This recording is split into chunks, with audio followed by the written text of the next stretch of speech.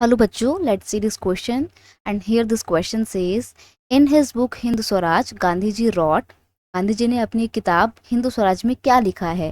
आपके ऑप्शन कुछ इस तरीके से हैं। पहला ऑप्शन है the British must withdraw from India, Indians must refuse to cooperate with the British. Next option है the government must renounce its rights to produce salt. Last option है Indians must be involved in the country's government. यहाँ पर हम बात करेंगे गांधी जी की book जो कि हिंदू स्वराज है। क्वेश्चन का की कंसेप्ट है हिंदू स्वराज। देखिए गांधी जी की बहुत ही फेमस बुक है हिंदू स्वराज, जो उन्होंने कब लिखी थी, 1909 में लिखी थी। Hindu Swaraj was written by Gandhi ji in 1909।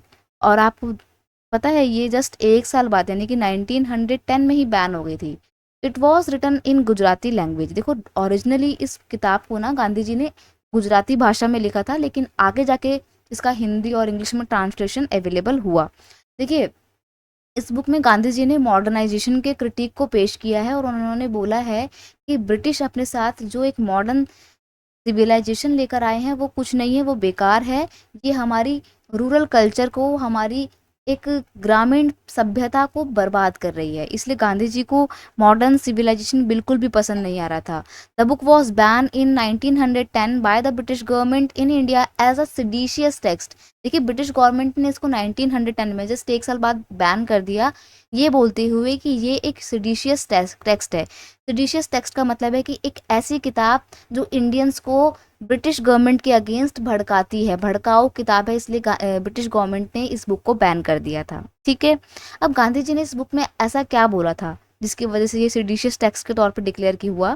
देखिए गांधी जी ने बोला था कि ब्रिटिश एम्पायर इंडिया में इस्टेब्लिश हो पाया just because of cooperation of Indians. Indians ने सहयोग किया था, कोऑपरेट किया था ब्रिटिश गवर्नमेंट के साथ, तभी ब्रिटिश गवर्नमेंट या ब्रिटिश एम्पायर इंडिया में इस्टेब्लिश हो पाया है।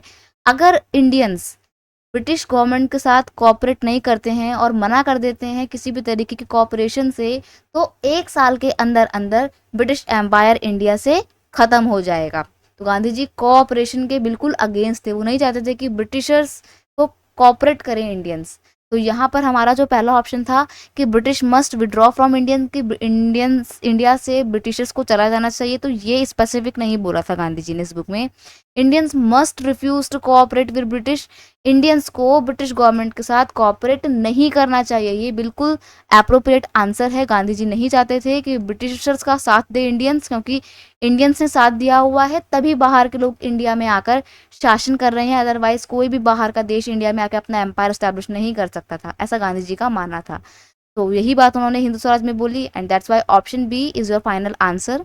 आई hope you understood it well. Best of luck.